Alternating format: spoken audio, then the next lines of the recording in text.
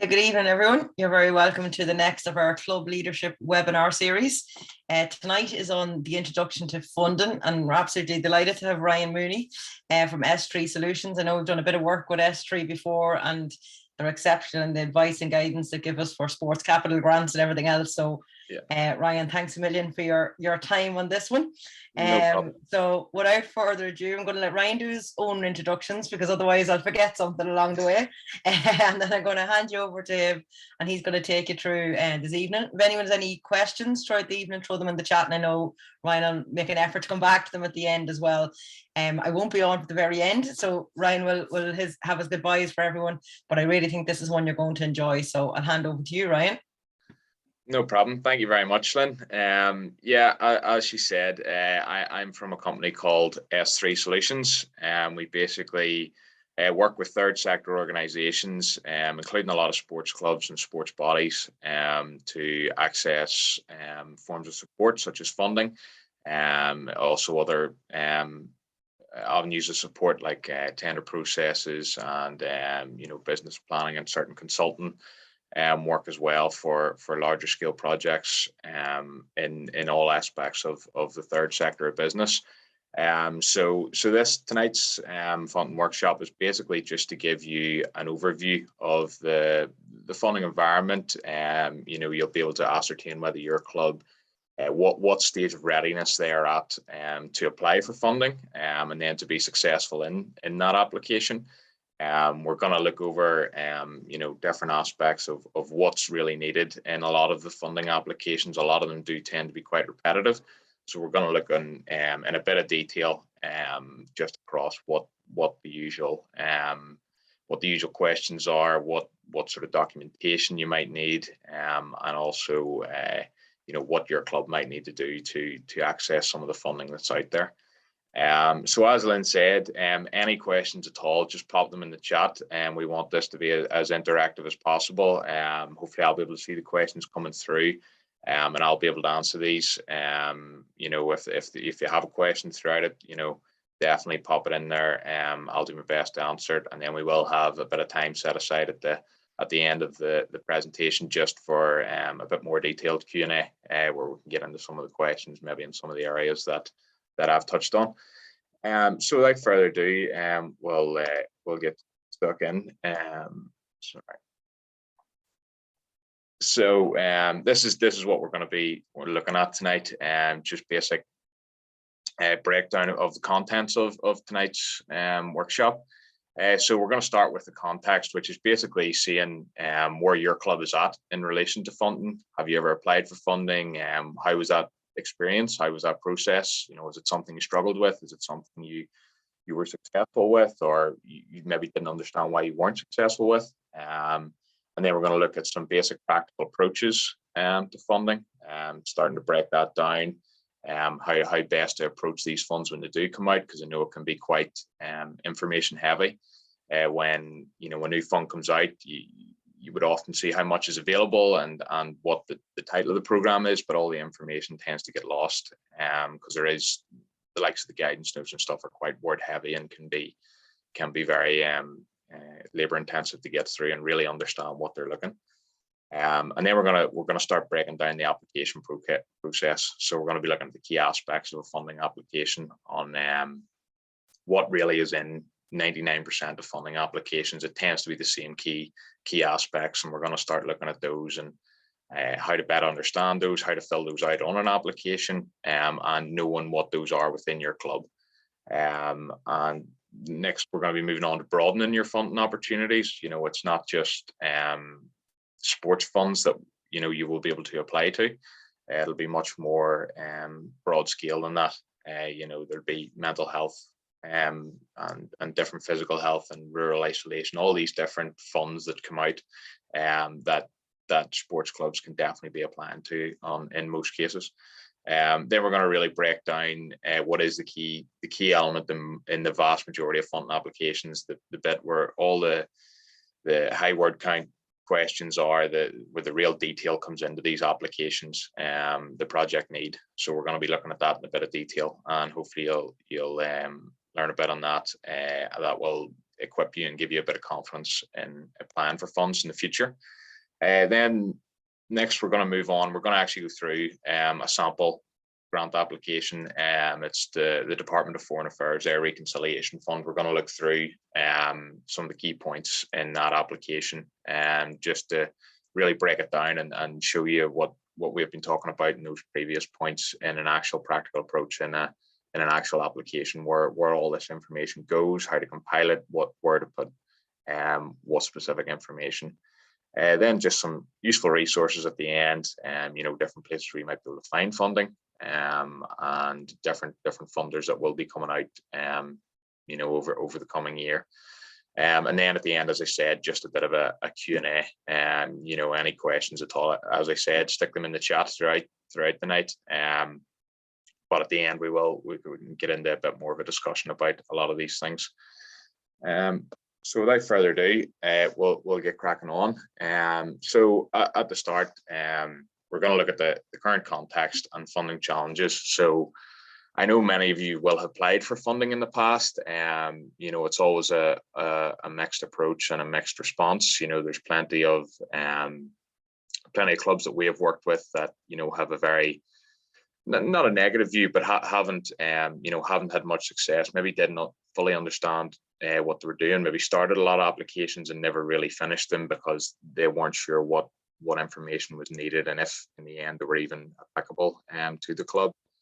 So these are just some scenarios that we have encountered in the past, and we know a lot of clubs do encounter on a regular basis. There's everything from having applied for many funding before and you just don't really know where to start at all, where to go to even find funds, how to find an application, how to fill in an application. There's plenty of clubs with some funding experience. Maybe one person in the club has taken to do that in the past. Maybe they're not there anymore. And they might know how to best answer the applications, and they just need a bit of support and a bit more information on that and what actually is needed in these questions and what boxes you essentially need to be ticking. Another situation we often come into is we're not sure how best to source grants and apply for the ones that are relevant to us. We're going to look at that, as I mentioned, the useful resources at the end where you can find a lot of funds. And how to really identify, is this relevant to our club on our activities, or is this maybe one that's not for us? And then there's plenty of groups that we work with that aren't sure how to come up with a project idea. They see the fund, they think they are hitting these areas of need and challenges within the community, but how do they really come up with a project that tackles this, and what does that involve in an application?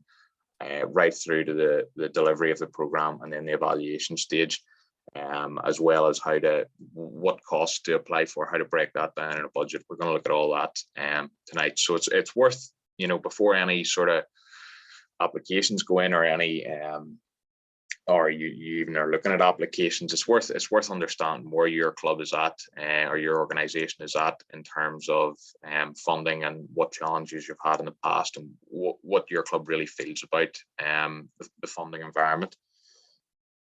So this is just a short process that we would advise clubs and organizations to go through. So it's just literally like a case study, just a wee example. A new fund is opened, and it looks like it might suit your group and your activities, but where do you begin? So the first things first, you'll normally have seen these things through an email, through whether it's a governing body, another club, or it might be the council, or anybody you can hear these from. Tends to be online a lot. It could be even out in council newsletters and stuff as well. So first things first, read the summary online. There'll always be a bit of a summary of what this fund's for. It tends to tell you how much how much you can apply for, and the closing date of the fund. And there'll always be a link to the guidance notes on this online summary. So first things first, online summary. Does this sound like this will address your club's activities? Is it hitting the areas of need? Yes, then move on to the next stage. Let's get into the guidance notes. This is the often a stage where clubs can get lost because these tend to be very detailed, and you can often lose yourself and not really understand what they're looking in the fund. So it's always worth looking through the guidance notes. First things first, check the eligibility. Or is your club or activity or sports clubs eligible?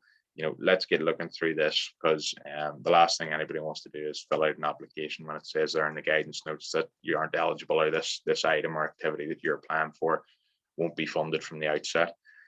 So really get looking through the eligibility on the guidance notes, and then start looking at, right, what can be funded, what type of activities have they funded in the past, what are they really looking at, what are their areas of need. So it will always, in every guidance note, say your project has to address some need, whether it's in the community or in your specific sport. Really get these key objectives of the fund identified, and then align any program that you're thinking of or project that you're thinking of in your committees or in your sub teams. Start relating to them at a very early stage. This is really what this fund is looking to support, and how can our activities align to this in the best possible way. Another thing that will always be mentioned in the guidance notes and on to the next point is what supporting documents are required. With the vast majority of funds, there will be some form of supporting documents. They tend to be the similar ones in 99% of funds, such as constitutions, bank statements, accounts, the likes of child protection policies. All of these tend to be needed in the vast majority of funds. So check what's needed.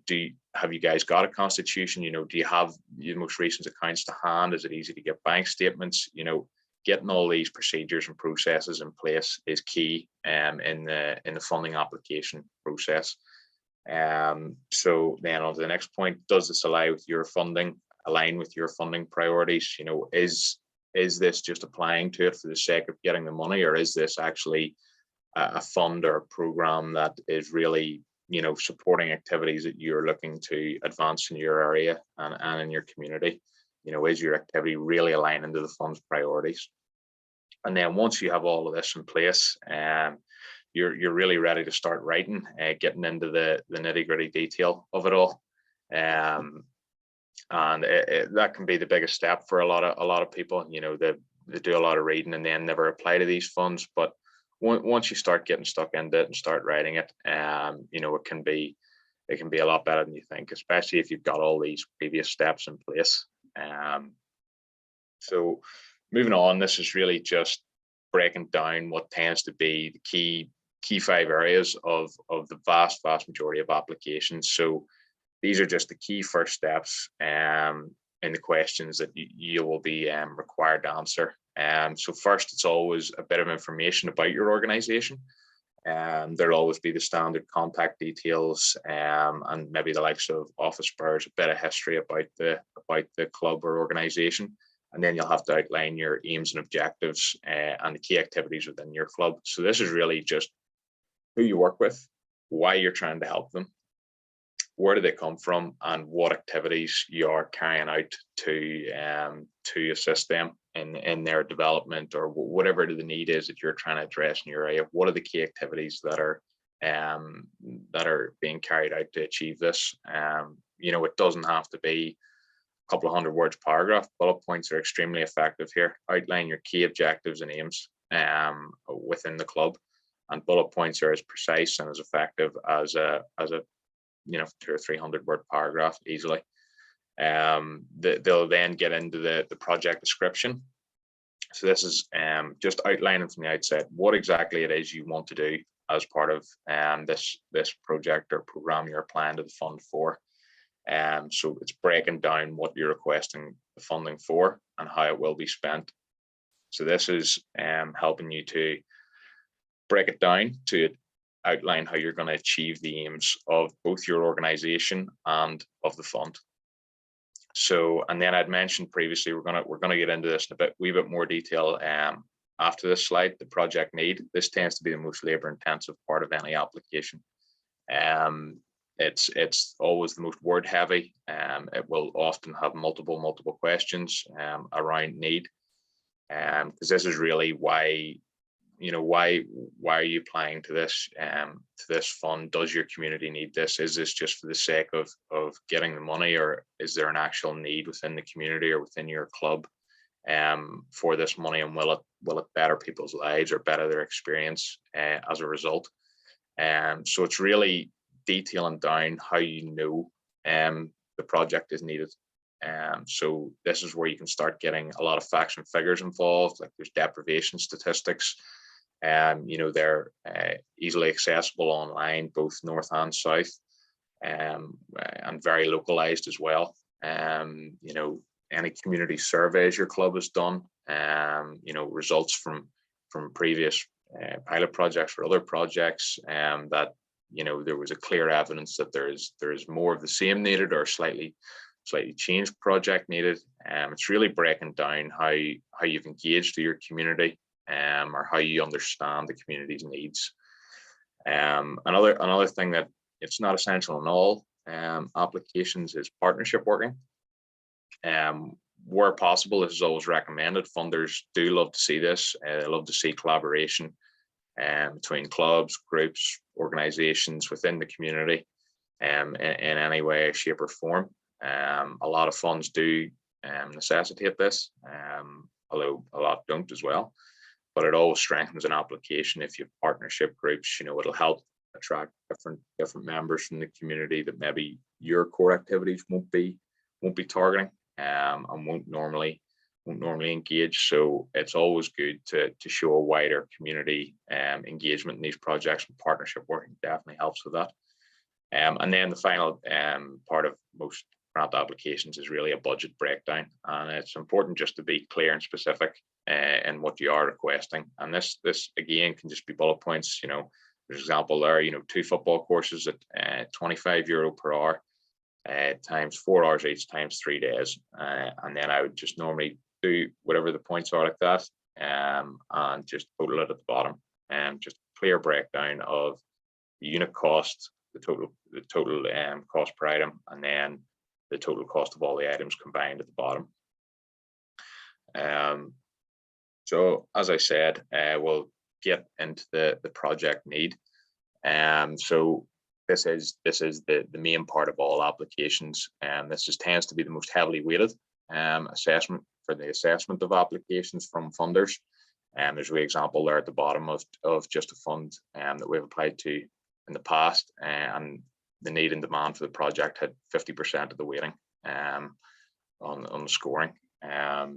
It's very important to show your funders that your project is participant led, and that the people taking part in your project have been involved in the planning and design of activities. It's not just for the benefit of the club. You are really trying to help your participants and your local residents or community members. So this is really where you get into a good bit more detail about working with the community, how you know their needs and how you understand that. For example, the vast majority of you guys, I would assume, all live or have grown up in your local areas where your clubs are. So that I would always include that in applications. Our committee members, our volunteers, coaches, everybody is living in and from the local area, giving them a deep understanding of the needs and challenges that face our local residents on a daily basis. So it's really getting to the point of how you know what your community needs. So just a wee bit of a practical guide, gathering project information, and can also, depending on the fund, this can always be worded slightly differently. So it won't always just be identify your need. It could be, have you carried out any community consultation, or can you provide a needs analysis? And all of these things tend to just circulate around to how do you know this is needed, and why is it needed? But those can be quite daunting, with the likes of a needs analysis. If you're asked to attach that, or break that down in an application, this can be where many people maybe turn off or turn away from the fund. But it is a lot easier than that. It really is just breaking down your need, and there's a wee 3-step part that just really breaks it down. Your process should really aim to identify any local issues experienced by the community. Is there a history of heavy unemployment or lot of crime in the area. You know, what really is in your local area that that is the need that you're hoping to address, or a challenge that you're hoping to address. This just doesn't have to be low participation sport. You know, there could be you know, poor education, or there could be you know, as I mentioned, a lot of crime or disorder, a lot of tension between different communities. You know, you could have quite a lot of ethnic minorities, and that's historically caused maybe issues between different communities, and you're looking to bring people together and do a lot of cross community work. You know, all of this needs outlined in the project need area, the challenge that you're hoping to address. And then next is the activities or services that people would like to take part in. You know, what is it you're looking, you know, how have they told you what they want, and what activities have they stated that would benefit them, benefit their community, whether it's cohesion within the community, whether it's community development. You know, what are the activities, and how have they identified or brought these activities to you? Is it through a survey? Is it through, you know, just conversations? You know, it's identifying that need there. And then it's just developing some baseline information for future comparison. So with every application or bit of consultation that you do with your community, that's just information and knowledge this bank. For the next time, you know, you're just building a bank of information and previous experience of working with the community and working with different sectors of the community. And you can gather a lot of this information in these three ways at the bottom here. It's just informal conversations. This can be with any sort of stakeholder within your club. You know, it can be committee members, volunteers, coaches, parents, members of other clubs, you know, local politicians, teachers. You know, if it's programs that are targeted toward young people, you know, local charities. Informal conversations with these people all aim to strengthen an application and strengthen up the need for any program or activity that you guys are hoping to carry out through the funded program. It doesn't necessarily have to be all, you know, recorded down and taken notes of, as long as you're speaking to these people to really get an understanding of what they feel is needed in the community. As I said, a lot of your volunteers and committee members will all be from the local community, but it's always good to get different perspectives, you know, from different roles within the community of what they think's needed. You know, you're always going to get different opinions no matter who you ask, but there will always be common themes that come out of these conversations. And once these conversations have been carried out, this then can lead you to developing online survey, and those conversations will help guide the sort of questions that you ask in the survey, the points that you have seen that are trends in the informal conversations. You can start to break those down a wee bit more in the survey and actually put numbers and figures beside the opinions of people on these certain issues and certain tasks. An online survey can sound quite daunting, and we're going to move on to that in the next couple of slides. They can be quite they're actually quite simple to devise, and they're even more simple to gather the results, because through Google Forms or Microsoft Forms, it carries all the data processing out for you. And these are very, very useful. Online surveys are incredibly useful in backing up project need, because they can often, what we would always do is when we carry out an online survey, we'll then compile a report at the end, just briefly describing the results in each section, and why the community would have chosen these answers, and why these trends are showing. And for any major applications, a lot of applications will ask, do you have any more information to add at the end, just as an open-ended type question. And we would often attach an online survey that we would have referenced anyway throughout the application in the project need. So we'll often attach the online survey report to many applications, because it really does show that there is community backing and community need identified in black and white on this report. It will also show how many participants you have in your survey. They show how many people you engage with. You know, it's not just going on you know, your word or anything. It is there in black and white that that this X amount of people participated in this survey, and we sent this out to, say, members and parents and other community groups, and whatever that number you get back helps to also demonstrate that you have wider community engagement. Another form of identifying need and doing a bit of community consultation is focus groups. Now, this it's not essential for all funding. For certainly larger funds and more labor-intensive applications, focus groups can be very good. But again, the informal conversations guide your online survey questions, both of those will come together to guide your focus group questions and your lines of questioning on these, because you will have a good understanding by this stage of what really are the challenges facing your community and what people feel could be done or should be done. So really, focus groups are about getting a lot more detailed information. It's not just ticking boxes on a survey or throwing about ideas. It's really getting down and discussing a lot of the issues and practical approaches to these.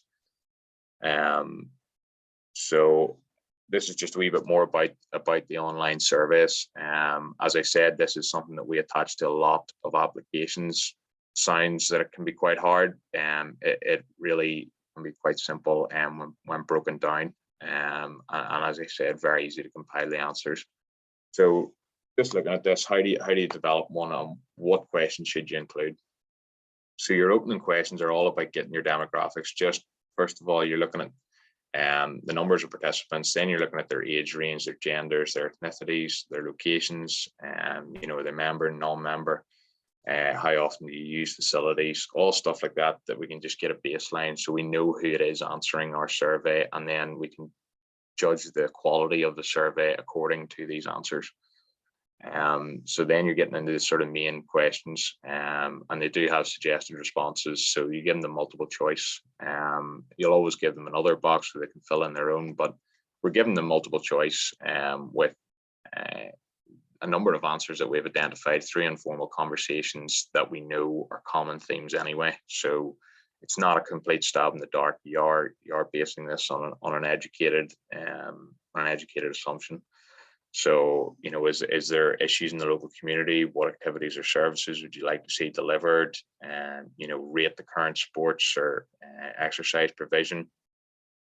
All of these type of questions, you're starting to get into a bit more detail what people feel currently about your facilities or about your programming, and you're really getting an understanding of why they feel it needs to be improved or what exactly needs to be improved about your service or around your facilities. You know, a lot of these in the last year and a half have obviously then went on to COVID related programs and you know, capital works around clubs.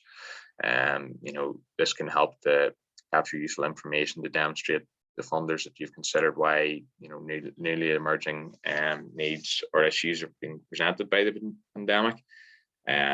You know, it also gives you a chance to let your club know how you feel they've responded to COVID, or, you know, what could be done to the club or what could be done to the organization in terms of COVID, and how you've helped cater for maybe some of the most at-risk people in your community, or help cater for people, you know, local residents throughout the pandemic, you know, and how the community has really come together and worked together.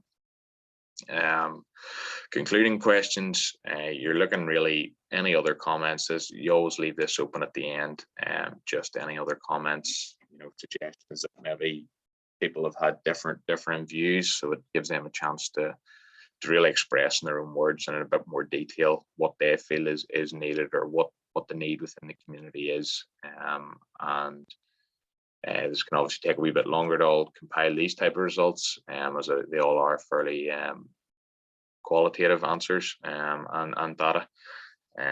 But it is very, very useful because it lets people truly express how they feel and what they think needs done, as opposed to maybe just you know, ticking 1 out of 5 or 6 boxes of what you think is the most important. It lets people truly express their views. I think that we always do with our online surveys, as highlighted in the main question there, the likes of a rating of a current sports provision, or how often you use your club or your facility.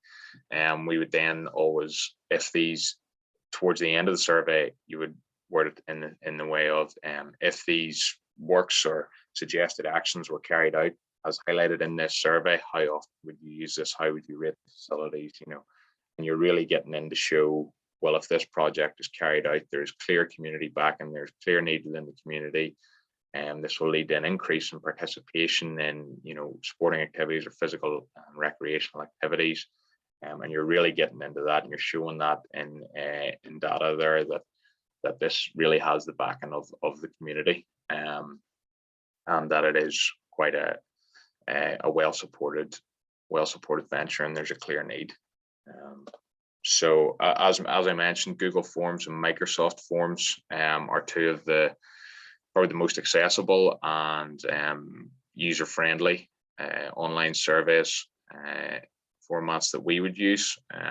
Google Forms will be a bit easier if you don't have the full Microsoft package. I would tend to use Microsoft Forms quite a lot, but as you can see on the right hand side here, when the results are compiled, they're very easy to break down. It does all the work for you. It can show you the amount of responses. It shows you the most popular. Shows you a wide range of the engagement in the survey and all the different responses. And as I said, you can compile these quite easily in a report. And this is essential and really does strengthen up a funding application. So that's just a wee bit about online surveys. Any questions on that or anything, fire them in the chat. Any questions on anything I've covered so far, fire them in the chat, and we'll get a discussion going about them if you aren't sure about anything here. So what else might you need in a funding application? We've covered the project need in quite a substantial amount of detail there. You'll have already filled in all your organizational details, which you guys will all know about your clubs in a lot of detail. So what other elements are needed in an application? Something I touched on earlier was supporting documents. And these are the key ones. I'd mentioned a lot of them earlier, the likes of your constitution, signed and dated as well. So many clubs that we have worked with in the past, they have a constitution, hasn't been changed in years. Nobody really knows. It's on a file somewhere. Nobody can really find it. It hasn't been updated in years, so therefore it wasn't signed and dated maybe at the time, or nobody really has a grip of it. So that can take a bit of time for a lot of our clubs in the past that we have worked with to get that in order. And then it's encouraging clubs to, constitution is something that you can always be looking at, and updating to align to the most recent needs and challenges within your community. And the vast majority of funders will always ask for it signed and dated. A couple of policies that are always asked for are safeguarding and equality policies. Safeguarding can be child protection and the likes of vulnerable adults policies. So these policies are always very useful to have. There's plenty of templates online, even in the likes of the LGFA hub, for the likes of these bits of documents.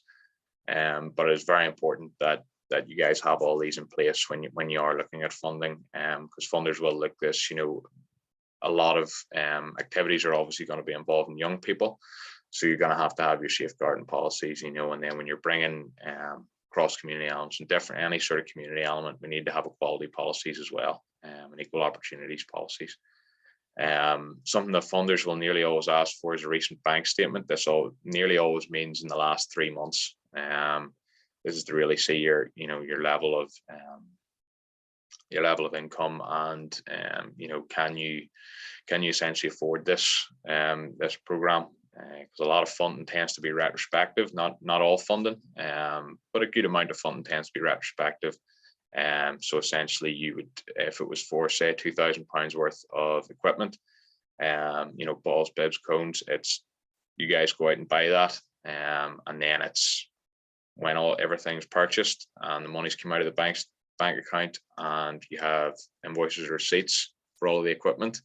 It's then a claim form on the fund, and then the money is then paid into the account once everything has been spent correctly, as outlined in the application. Annual accounts always needed in a lot of funds. Up to date annual accounts are one of the key documentation that the vast majority of funders need. Again, this to see your levels of income and operating income. How much money is moving through the club. What are your outgoings like? Is there cost control? Is there financial procedures in place? Are you breaking even on a yearly basis? And if not, a decent amount of funds will ask if you're at a deficit for the year. Well, why is that? Or if you're at an abnormal surplus for the year, why is that? Because obviously all of these funds are sports clubs, not-for-profits. So that they will often ask for a bit of an explanation as to why that is the case.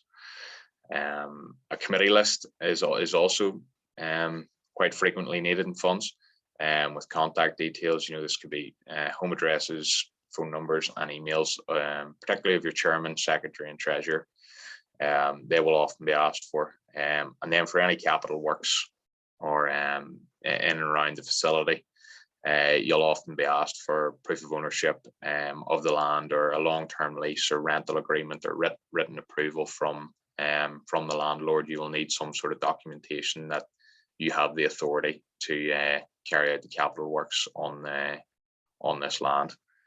And as I mentioned, there's templates for a lot of these things. I've mentioned the LGFA hub, and then there's the NCVO, and as well as small charity support. They have a lot of example policies that are worthwhile looking at.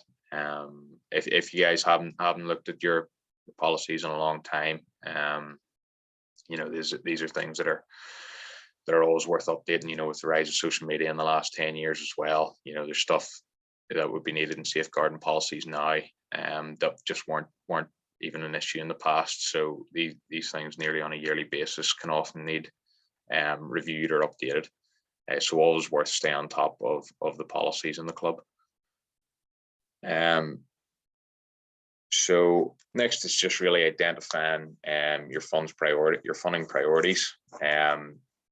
This is an area where many clubs will rule themselves out of funds that maybe they were eligible for, or not really understand what a fund is about.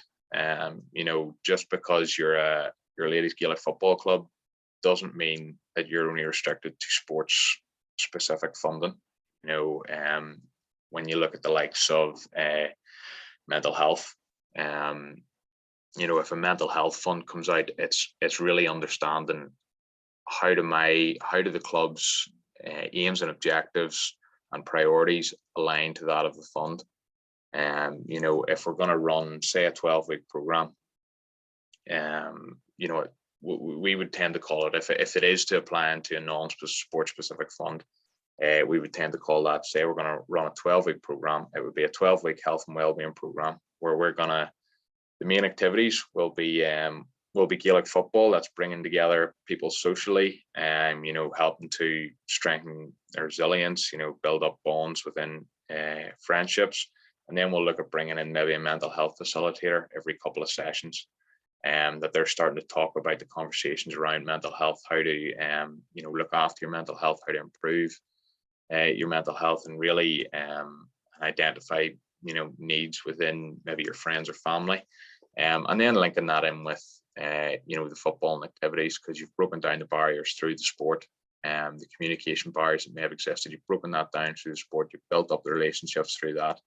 They're increasing their social activity and physical activity, and all of this is contributing to advancing their mental health, as well as them being boosted by the likes of a mental health facilitator. And that's exactly how you can then apply for the likes of a mental health fund,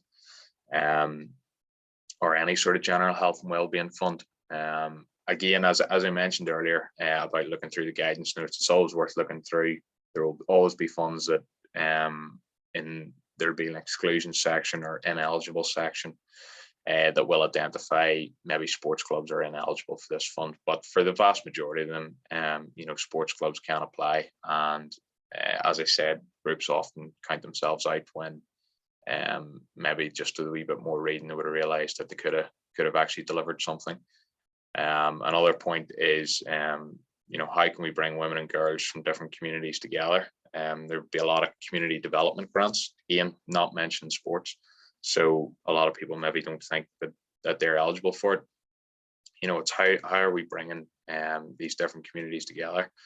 Well, there's a strong history of sport, breaking down the communication barriers, breaking down these tension barriers, and bringing people together from all sorts of communities across the island. And it's how you're going to develop a program or project that is going to facilitate that. Is it going to be a lot of icebreakers at the start, or is it going to be a lot of sporting activities that just everybody's being thrown in? Is it learning a new sport together, so everybody's on an equal playing field, and everybody's learning and developing together on these topics? So these are all great ways you can bring communities together, and there's an abundance of funds, obviously with cross community work, obviously across all the island, that really focus on this element of funding and this type of program.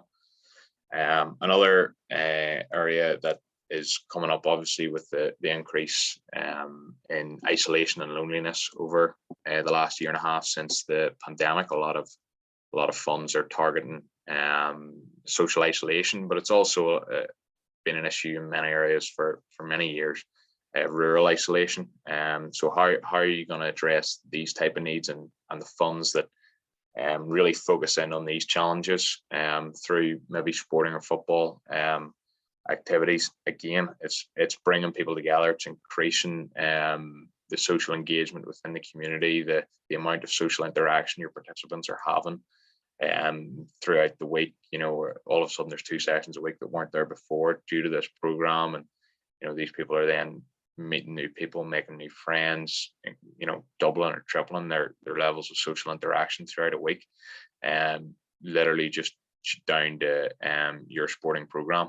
And likewise, it's community events, funds and stuff that would come out. This would all fall into that as well, reducing isolation and loneliness, and that's across all ages. It's not just young people. There would be plenty of funds that target older people. Is it the case of in your club's facility or in your community facility, is there programs that your club can run for different age groups or different sectors within the community to help reduce isolation? How do we get everybody involved? These funds are always not restricted to just to young people.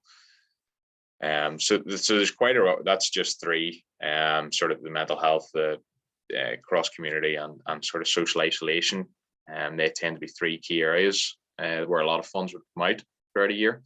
But obviously there's a lot more that would come out as well. And it's really understanding how your club's priorities align with that fund's priorities, where initially on initial reading you might have thought that doesn't really fit the bill for us, or that we don't really fall under that. It's really understanding how actually with a bit of tweaking of our program, or maybe adding a facilitator in here and there, or targeting the new age group, we really are carrying out the activities that they're talking about and addressing this need, maybe in a slightly different way than a lot of the fund people that would be applying to this fund are, but you are still addressing this need.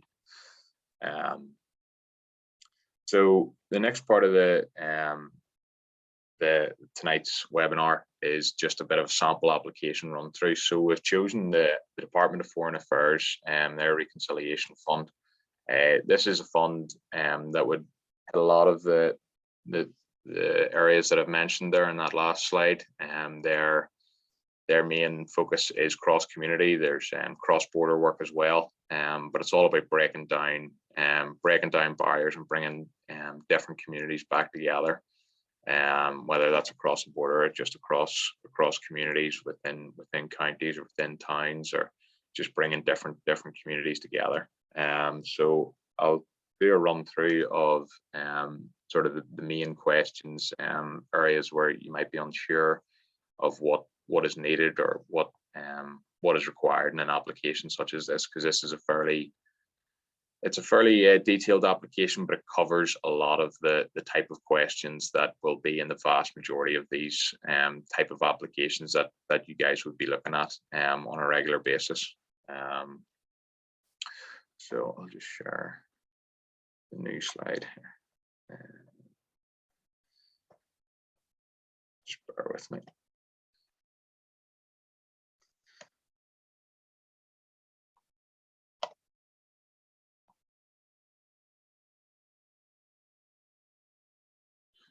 Can you guys see that okay? If you give me a wee thumbs up just to make sure you can see in the chat, just to make sure you can see the reconciliation fund application okay. Perfect. So I've left all this bit blank. Just this is all very self-explanatory, that you guys would all know. You know, just basic contact details, basic organizational details. Something that will be in a lot of funds is the legal status of your club. So I know some of you guys might be part of clubs that are registered charities, you know, putting your charity number in there, or you just an unincorporated organization. So it's really knowing what you are, and you know, having the understanding is premises owned, released, and having that documentation to back that up if it is going to be, say, a capital program where you're going to have to prove this. So again, that's all just organizational details. This is then where the likes of the committee list and details come in. This just asks for the names of your committee members, your chairman, your treasurer, and then just a list of the office holders. But there will be a lot of applications that ask for contact details as well for these people, including home addresses. So it's important always to have your office bearers details at hand as well when looking at funding. So now we're into sort of the objectives of your organization. So this is really just breaking it down. Who are you as a club? Who are you? Who do you work with? And what do you aim to achieve? So this is really starting to get a brief overview of what the club is. Say, you know, when were you formed? What community and or what community and town are you in? Who do you work with? What is the age range? What is the demographic? Is it, you know, is it just the younger girls? Is it males and females? Is it you know, young girls and senior women as well? And what are you really aiming to achieve? What is the outcome? What do you want to do for the women or girls in your community? Is it, do you want to advance their health and well-being? You know, do you want to enhance community cohesion? You know, do you want to develop them into the best Gaelic footballers that they can be? It's really nailing down what the aim of your club is and what the aim of your service is. And then it brings it into a wee bit more detail here, where it's just really getting into the activities of the organization. So you're listing what it is that are carried out to achieve the aims that you've highlighted in the box above here. So this is, you know, we provide Gaelic football activities to girls from age, you know, 6 right through to senior women.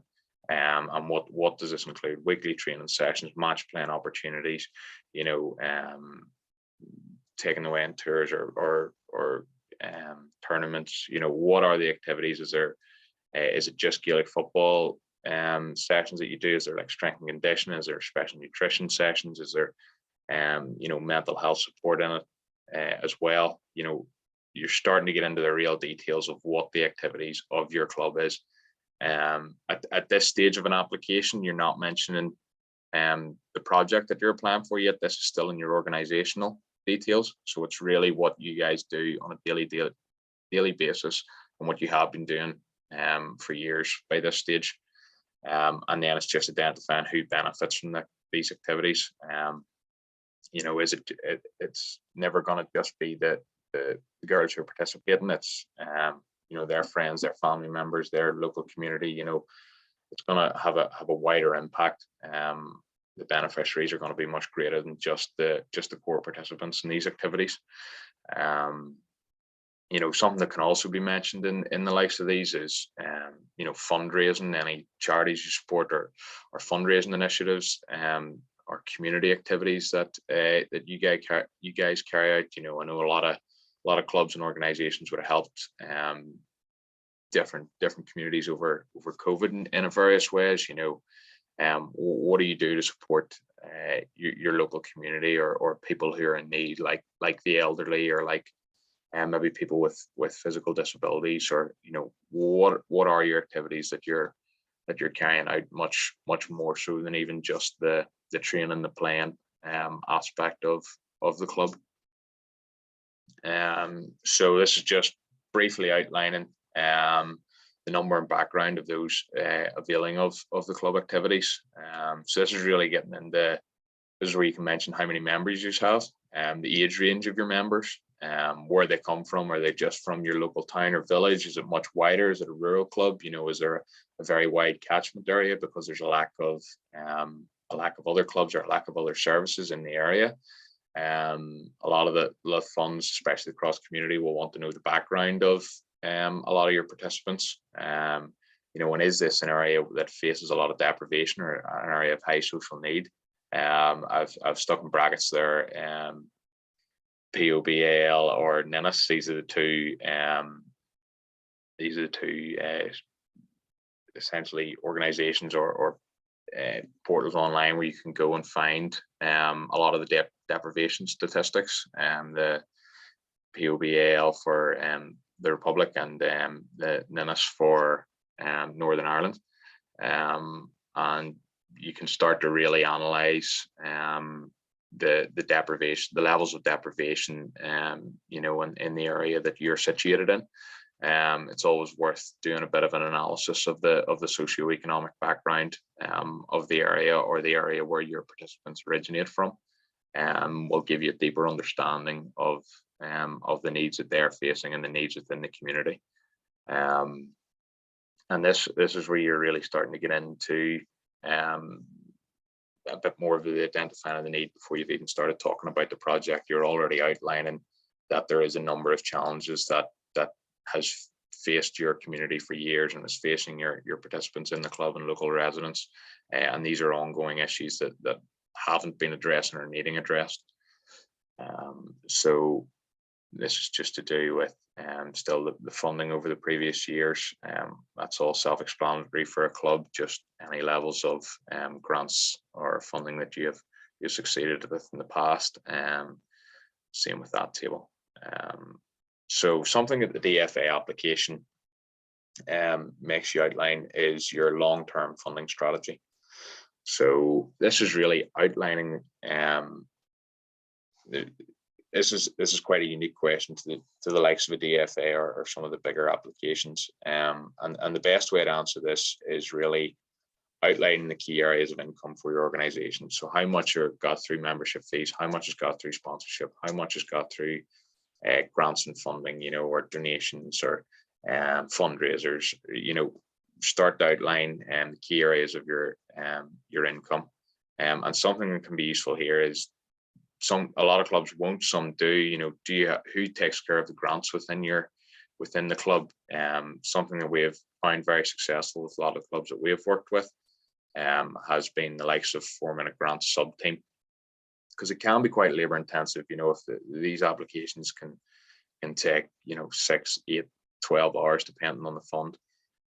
So it is quite a lot of work. But a grant sub team can help divvy that work up. Somebody is in charge, maybe gathering all the documents or gathering all the quotes for the equipment or the program that you're looking to apply for. And somebody's responsible for actually writing the application once they have all the information in place. It's really divvying up that work, because it is great if you have somebody that is willing to do it all, but it is quite labor intensive on your own. So a grant sub team can be very, very effective. And if you do have a grant sub team, this is where then you'd mention them in this application, talking about we have a grant sub team. They've been set up to identify and apply for any relevant funds that we deem aligned to the club's priorities. So then next is, what do you hope to achieve long term that would require investment? So not what are the day-to-day activities, what is the end goal or the long-term goal? Where do you want to be in 5, 10, 15 years as a club? Do you want a new clubhouse? Do you want new pitches? Do you want to be double the size of members? Do you want to be, you're only working with seniors? Do you want to have a youth section? What is it that you're aiming to achieve long term, but that would require significant investment? The club necessarily couldn't just fund themselves. And this is all then in your long-term funding strategy and starting to look at long-term objectives and working away slowly in the background to achieve these, while also running the day-to-day activities. And as mentioned, it is essential that these objectives are in line, or these aims are in line with the objectives that you've highlighted above for the organization. What are the organization's overall aims? How does the long-term funding strategy align to that? And then that will move into how does then this fund align to both of these, both your long-term funding strategy and your organization's aims and objectives in all of their activities. Something that is also very commonly asked in applications is about the financial management of the club, and do they have any financial controls in place? So this is really just mapping out, what are your organization's financial procedures? Who's responsible for the organization's finances? Are your accounts verified by an independent accountant? Are they, just drawn up by your treasurer? And then something that a lot of grants will also ask, even in a separate question, is to list the signatories on any checks or withdrawals. Who are the names? A lot of funds, I know, a lot of the community foundation funds would ask this question. So it's always worth having that information stored somewhere where who the signatories or the bank accounts are within the club. It doesn't always necessarily have to be, I hadn't mentioned it previously, in the policies like the equality policy and the child protection policy, but there can often be a financial policy. It's not normally asked for, but it can be very useful to have, because it would just answer all of these questions very easily. Plus, it's good governance for your club, and especially if maybe you're not used to getting funding, there can be a wee bit more labor and knowledge required in dealing with the claim back forms and the spending of money once you start to receive a certain level of funding. So financial management is always very important for funders, because they want to ensure that their money is being spent correctly. Often if it's not, they would just request it straight back.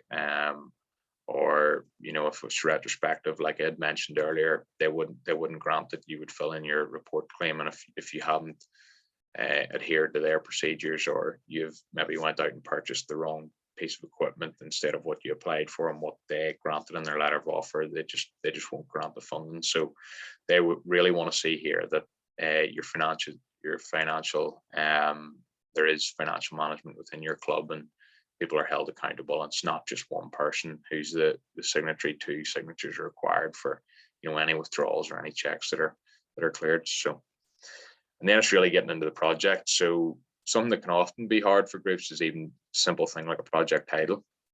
And this is just about using a title that captures what your program is actually about. And it can be short and simple. It can be, Gaelic for girls. It can be as simple as that. It can be a wee bit more detailed if you're looking a wee bit more not a unique fund, but a wee bit more detailed fund, like the likes of the mental health or the community cross-community funds that I'd mentioned earlier, that maybe sports clubs don't traditionally apply to. Is it breaking down barriers through sport? All stuff like this. Titles, not overly important because it's obviously not, it's not graded on its title, but a good title can always strengthen an application as well. So they'll always ask you for a bit of context, a bit of background, and this is where you're starting to get into the need, that project need that we talked about earlier, that we really identified is the main bulk. So you're starting to get into a bit of the bulkier type questions here that you're going to have to start writing a couple of 100 words minimum for. Often they will give you word counts. Some of these questions do, some of them don't. And it's, people maybe feel bad that, if there's a 500 or 1,000 word count, that you don't have to hit that. You don't, as long as you're getting your key points across and you're happy you've got all the key points across, you don't have to hit those word counts. So it's really this context, background, justification. So they're asking you to give a clear outline of the issue or background situation to be addressed by your project, and it's also asking how you've identified and qualified this need. So really, this is where you're into outline the issues in the community you're aiming to address through your project. This is where you're starting to get into those deprivation statistics that I'd mentioned. Start talking about, is there high levels of unemployment? Is there income deprivation? Is there low levels of educational attainment? Is there, high crime levels? Is there, any sort of tensions between communities? And this is where, if there's any historical context, like has there been a big factory, shut down, and then that's the reason there's high unemployment, or has there been, has there been trouble in the past? Has there been, acts of violence in the past that have segregated the community, or what it is really affecting your community here, and what is the need, and why is that a need? And this is where you're starting to identify as well who you'll be targeting, who you'll be working with or engaging, and why you have selected that certain demographic. So if it's young teenagers, so 11 to maybe 14, why are you targeting that age range? Do they not have access to similar services? Are they not, are they not just not engaged? Are they underrepresented? Why are you targeting that specific age range? And then it's starting to get into how you've ascertained this need. And this is where we start the community surveys, the conversations, the focus groups that we've broken down earlier. This is where you start talking about these in an application. It's we have ascertained this need through community consultation through the form of the community survey, and then you start talking about the results. We had 400 responses demonstrating our links in the community and our backing and engagement within the community, and these were the results, and these are what they have stated are the biggest needs within our community and facing our residents on a daily basis. And then it's really outlining the organization's position in the community and how you're best suited to address these needs that you've highlighted. So, why has your organization or your club taken the responsibility of looking to address this need and develop this program? Why are you best suited to really looking at this and affecting these people for the better? And is there a history of your club doing this? Why, what is your position within the community? And do you have a strong track record of doing this in the past? And that is why you're best situated. So, and then they're just asking for a short summary of the project, so 100 words. This is really just getting the bare bones of what it is, the program or project that you guys are looking to do. So it's really identifying what is the core activity and what is the duration. If it's a program, is it a 12-week program? Is it a 6-week program? Is it a 6-month program? Who are the participants you're looking to engage? What is their age range? How many of them is there, and where do they come from in the local area? Are they all from the local town? Are they from different estates that have had tensions in the past, or from different backgrounds? Is it all rural based? Where do they come from? What is their challenge, or what is their need that you're hoping to address? And then it's just finishing it with what is the main aim of the project? What change do you hope to bring about in your participants' lives through this program or project. And then it's the project activities. So this is starting to get into the details of all the activities that you're applying for, the program that you devised up in your planning session with your committee or your sub team. It's starting to get into the finer details of what of all the components of your project, and they're also asking how your participants are going to be chosen as well. As I'd mentioned, the DFA Reconciliation Fund is very heavy on, it's all about cross-community, it's all about building up relationships, whether it's cross-border or cross-community. So they want to see representation from both sides or multiple sides of the community, whatever the community, whether it's, ethnic minorities to, other residents, or, is it historical ones where it's, Protestant Catholic problems, where are they coming from and how have they been chosen, and how, and what is their background.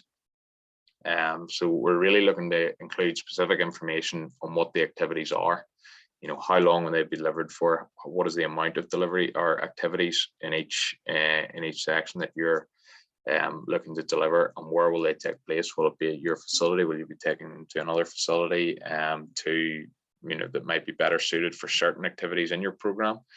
And you're looking again at who it will involve and how will these participants be chosen.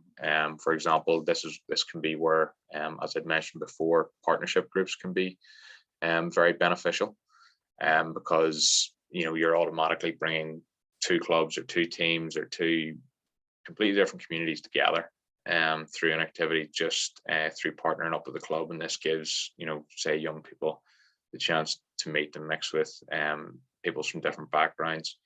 And that can be a very good way to evidence that participants have been chosen that represent different communities. And again, the main aim of the program that you've highlighted in the question above, you start to flesh that out a wee bit more now. How are these activities achieving the same, and why is the same being selected? And then what we tend to do in these type of questions, where it's asking about the project activities, and they're asking for detail, give a breakdown of the schedule. If it's a 12-week program, week 1, icebreakers, football activities. Week 2, football activities, mental health workshop, or whatever it is. It's breaking that down, and if it's 1 hour each or half an hour here, 1 hour there, whatever it is, give a breakdown of a schedule, even in bullet point form, that then they can clearly see what this program is and what it's been designed to achieve, and the duration of it, the participation numbers of it, the length of each session, and how far you're going to achieve your aims. Again, number of participants, time scale, location, they're all fairly self-explanatory once you have a program in mind. Something that is nearly always asked in applications is about monitoring and evaluation. So again, this is sort of similar to the financial procedures. They want to know that you're liable to carry out the program or project that you've applied for, and that you have the policies and procedures in place to carry these out effectively and efficiently. So this is where you start to talk about, do you have any previous experience of running any similar programs, or previous experience with grant funding, and how successful were those in the past, or what challenges did you find in the past, and why you've applied to then this one, or why you thought you had the capacity to then deliver this program. And this is where you start to identify who actually in your organization or club is responsible for the program. Is it your management committee? Is it a sub team that we talked about before, that had been set up that maybe report back to the management committee, or is it just one funding officer in the club on the committees, on the committee? So this is really starting to see who's responsible for the running of these programs, and the overseeing of day-to-day activities within the program, whether it's capital funding or program funding. And you would also mention what methods of evaluation would you use. So a lot of program ones, the likes of questionnaires or conversations with participants are very beneficial and a very good way to evidence change throughout the program. That's why we would encourage like post or prior and post program questionnaires, so you can really gauge the effect that the program has had on the participants, whether it's an advancement in their health, whether it's reducing isolation, whether it's developing skills in sport. You have a clear understanding of the impact that this project has made in the short term that it's been run for. And then something that is essential for the DFA fund, it's not always essential, but can be quite useful for the monitoring and evaluating, is just compiling everything into a final report. They'll make you submit a final report that will ask all of these questions, questions around participation numbers, around activities delivered, around attitude change, around workshops that were carried out as well. And our final report really helps you to evidence that there has been a change or an impact of this program, and essentially that it has been successful. So then it's just around the short term outcomes. So of this program that you devised up, what are the short term outcomes? So just immediate and direct results. So fairly self-explanatory. What will the immediate results of the program be? And this really comes back to your aim. Have they enhanced their health? Have they reduced isolation? Have they, built up relationships with different communities? And it's really just mapping these out. Again, nothing wrong with bullet pointing these. The likes of short-term outcomes. How will the individual activities have benefited the participants throughout and at the conclusion of the program? And what issues in the community have been addressed. So this is really just a good time to relate back to the original aims you set out in your project need, and identify then what the outcomes you hope to be are. So fairly self-explanatory as well. Exact same with long-term impacts. Long-term impacts can be a bit harder to gauge and a bit harder to predict, but it's really understand what the lasting impact of the program be, like in a number of months or a number of years time.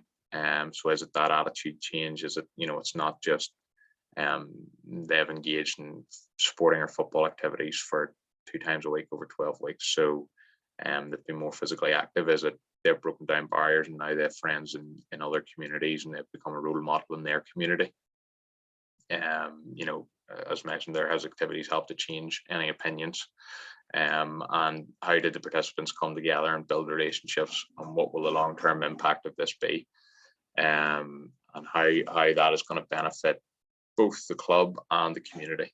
Is this going to enhance community cohesion? Is it going to build a more tolerant and accepting next generation? It's all of these type of phrases and all of these type of aims that you're hoping to achieve through like the long-term impacts of funds such and programs such as this. And something that is always asked in funds is how does your project align with the fund's objectives? So this is where you go straight to your guidance notes. With any funding application, there will always be a set of guidance notes, and they will always outline the fund's key priorities and the objectives of the fund. So you'll read over these, select all the relevant ones. It could be all of them, it could be 1 or 2 of them. And then it's just about putting a heading. It's just in this box, just put a heading of whatever that priority or objective is, and just detailing how your activities and how this program aligns to this, and how the activities that you carry out is working towards achieving this objective. A lot of the fund's objectives will often be similar to objectives you've outlined at the start in your own organization's objectives. Is it to reduce isolation, or is it to develop health and well-being of and a lot of funds objectives of women and girls, engaging especially with their low participation in sport. So a lot of your guys' clubs will directly align to a lot of these funds objectives, as well as doing cross community work. Sports clubs are just falling into that because it helps to break down the barriers. So it's really about just heading putting the heading in for each of these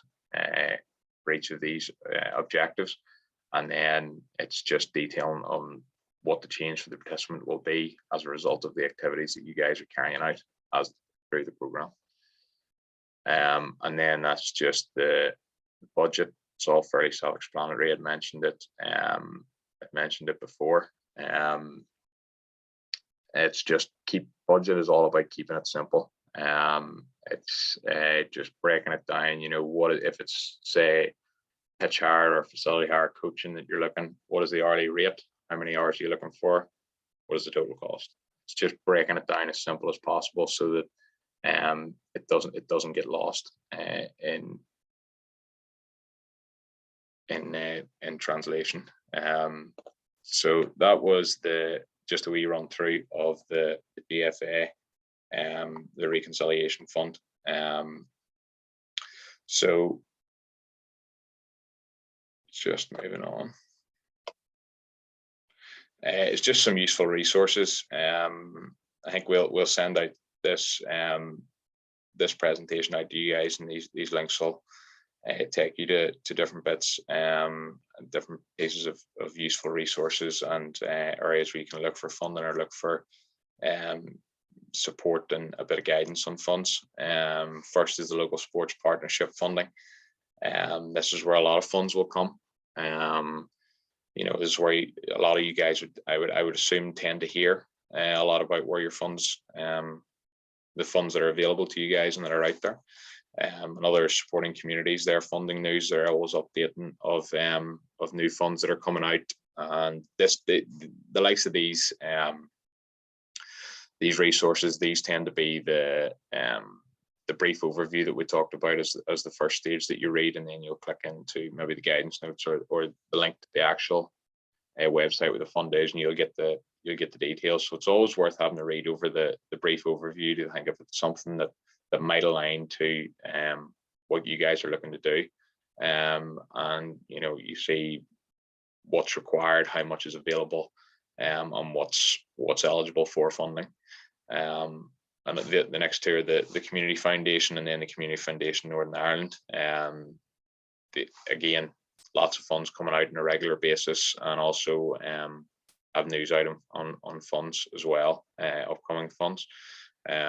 Very useful. A lot of the Community Foundation funds can be quite good as well. A lot of the applications tend to have a lot of the same type of need and same type of questions. So, you know, once you get one or two over you're starting to see the trends of similar questions in a lot of these funds, and you'll be off and flying in no time in writing applications. And then it's just at the bottom there, our S3 Solutions, who is my company, are Fund Ready, which is a subset of our brand that really is targeted towards sports clubs and the third sector organizations, funding news and funding support. And it's our free newsletter as well, which just keeps you up to date on different funds that are out there on a weekly basis and what's available to you in your community. This is the part of the presentation where feel free to fire any questions in, on anything that I've touched on in any of those slides. I can bounce back slides as well, if you want to type them in the chat, or if Lynn, you have any questions at all, feel free to just fire away any questions. I'll give you a couple of minutes to fire those in.